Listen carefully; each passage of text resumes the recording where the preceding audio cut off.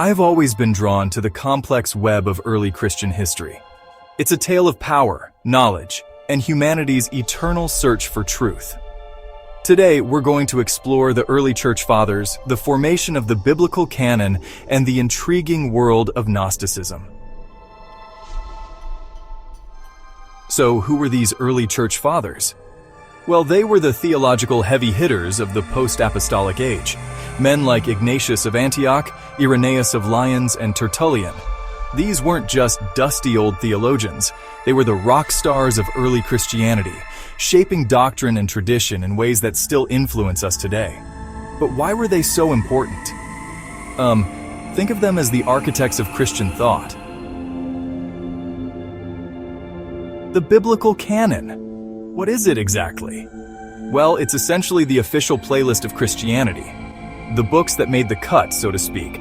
But how was this divine mixtape compiled? It wasn't a simple process of God dropping a fully formed Bible from the heavens. No, it was a centuries-long process of debate, discernment, and sometimes heated disagreement. In the early days of Christianity, there was a wild variety of writings circulating among believers.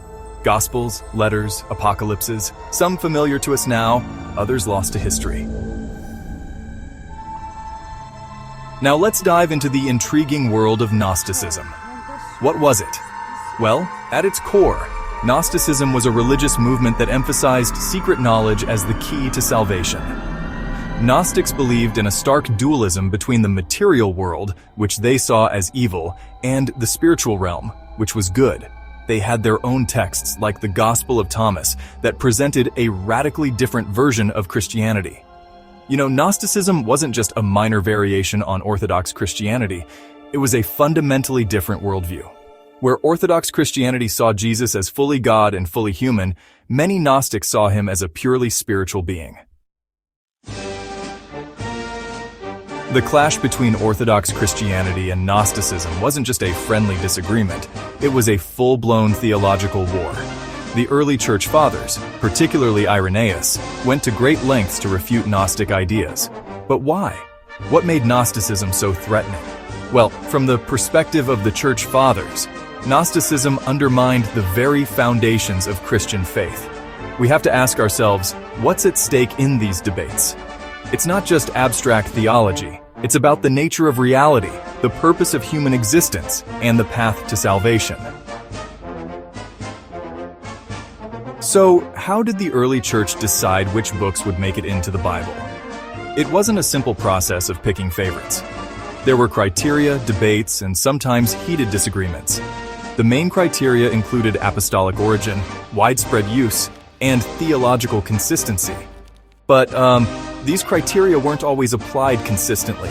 Some books that met all the criteria didn't make the final cut. Others made it in despite questions about their authorship. It's a process that reveals the very human side of forming a divine canon. Now let's look at some of the Gnostic texts that were left out of the canon.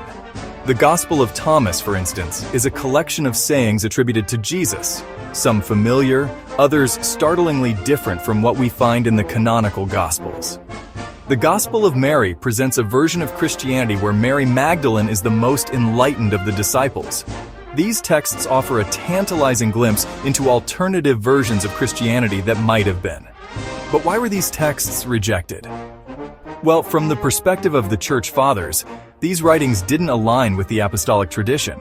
They presented a Jesus and a path to salvation that was fundamentally different from what the apostles had taught. It's quite something to imagine how different Christianity might look today if some of these texts had been included in the canon. The debate between the Church Fathers and the Gnostics wasn't just about abstract theology, it was a battle for the soul of Christianity. The Church Fathers, like Irenaeus in his work Against Heresies, argued passionately against Gnostic ideas. They saw in Gnosticism a dangerous distortion of Christian truth, one that threatened to undermine the very foundations of the faith. But you know, the Gnostics weren't just passive recipients of these attacks. They had their own arguments, their own texts, their own vision of what Christianity should be. It's a debate that reveals the diversity of early Christian thought and the complex process by which orthodoxy was established. The process of forming the biblical canon wasn't just about deciding which books to include. It was about defining what Christianity itself would be.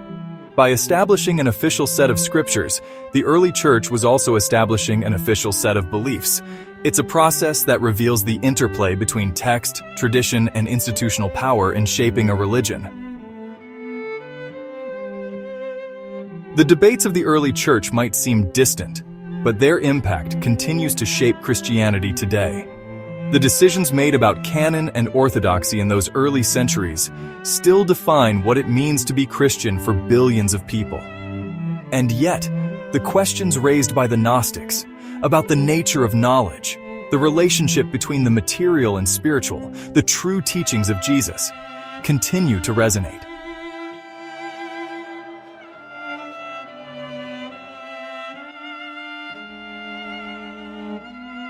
As we've seen, the story of early Christianity is one of debate, discernment, and sometimes conflict.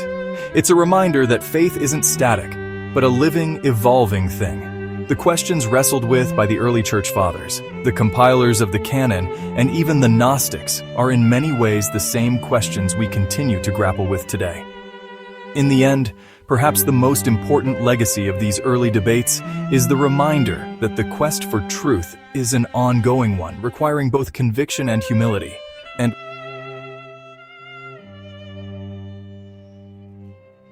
please subscribe to my channel for more content like this.